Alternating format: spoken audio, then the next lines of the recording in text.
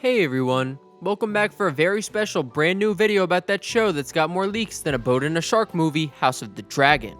Warning, beyond this point there are major earth-shattering spoilers for people who are not up to date in the House of the Dragon TV show and the book that it's based on. And even for those of you who are, as all of these spoilers will be covering the leaked season finale and there will be blood and fire, behold the cheese. In this video, we're going to give you our Rampage recap of the leaked season finale for the House of the Dragon, and let's talk about how accurate the spoilers actually were. We will be showing some footage of the episode as scenes and spoilers are popping up all over YouTube, but we're not going to go crazy and show every important moment. Let's take a look and see exactly what the conclusion to the first season brings, and who won't make it to season 2. Binge. Rampage.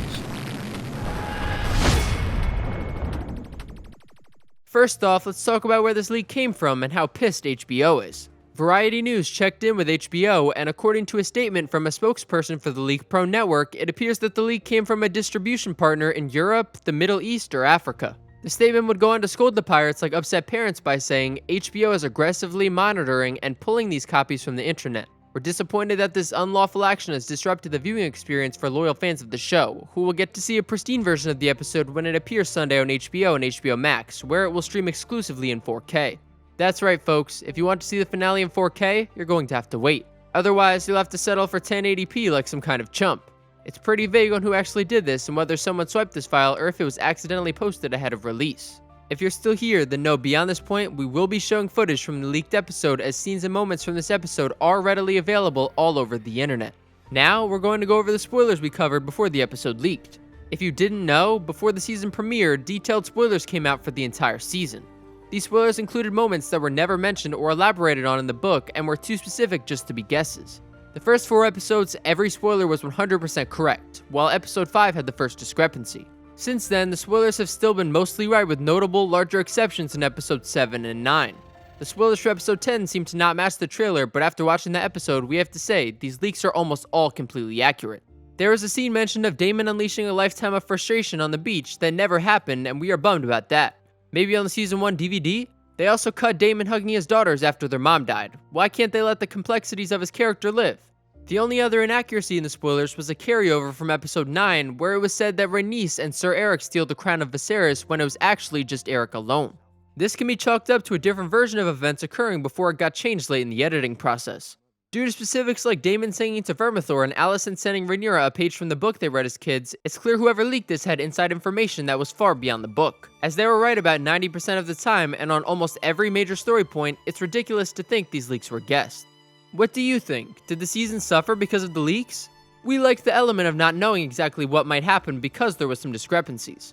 Since we knew the book anyway, it was nice to have the possibility for an element of surprise, like Laenor surviving. Now let's talk about the episode and how it set up season 2. First off, we really enjoyed the stark difference between the way Rhaenyra and Daemon took the news. He was literally at her throat at one point, and it's clear that Rhaenyra will also have trouble keeping her house unified. Domestic violence Daemon is not a good look. Watching Rhaenyra go through that horrible labor and try to run her kingdom was painful, especially as she kept calling Daemon's name. The Black Council meeting is in stark contrast to the Green Council, with no state-sanctioned murders happening. Dragons are pretty much Daemon's answer to everything. Can we get a round of applause for Vermithor? Sir Eric swearing to the Queen was an unexpected high point, and we only hope that he gets to survive when his twin comes trying to play undercover brother. Princess Rhaenys not bending the knee but still being respectful was also a good moment. She definitely has a lot of class. Jace is showing growth as a character, and we do have high hopes for him in season 2, especially since we will have to deal with a tough loss which we'll cover soon. We are all wondering if we'll get any shots of Lord Grover in season 2, but the only new person we're dying to see is Kragan Stark. My lord. We do have to say that we wish Rhaenyra just would have Dracarys the fuck out of Otto when she had the chance, but the restraint she showed did help secure the support of Lord Corlys by earning the respect of his would-be Targaryen queen wife. The big talking point of the episode is obviously Luke's trip to Storm's End. Did anyone else know that they cast Zach Galifianakis as Lord Baratheon? We couldn't help feeling scared for Luke when he was clearly in over his head at Storm's End. From the moment he realized Vhagar was there to when Boros shit on his mother, the kid never had a chance. To his credit, Luke was brave and kept to his word. The surprise moment was when Arax evaded Vhagar only to blast him in the face with flames as both riders seem to have lost control of their dragons. Makes sense as both of them are relatively young and inexperienced as riders. Poor Luke didn't really have a chance against his much older cousin with his much, much bigger dragon. It was like an aircraft carrier versus a hang glider. There was just no chance. We're not going to show that last climactic moment, but we do have to show a shot of Aemon's Sapphire Eye because it does look kind of amazing. Aemond obviously didn't want things to end the way they did, but you took a giant dragon out to chase a 14-year-old during a thunderstorm. Did you expect nobody to get hurt? Aemond will now forever be known as the Kinslayer, a nickname he sadly earned and one that will drive Princess Rhaenyra to plunge the realm into all-out war for survival. Now that the season's over, what do you think will happen in Season 2? Will the show break away from the novels or stay close to what happens until the end? Will there be other wildcards like Laenor? Bring on the Dragon Seeds. We've got lots of dragon battles that need to happen before the end. Thanks so much for watching our videos, everybody. As always, we're on the lookout for any new story or episode leaks to help prove or disprove all the rumors out there about our favorite show about the most dysfunctional family in Westeros, House of the Dragon. Please let us know your thoughts in the comment section below. Follow us on Instagram and Twitter at Binge Rampage. Click the notifications bell for our channel so you can see our next video as soon as it comes out, and don't forget to subscribe. There are also unclaimed dragons. Seasmoke still resides on Driftmark. Vermithor and Silverwing dwell on the Dragon Mound.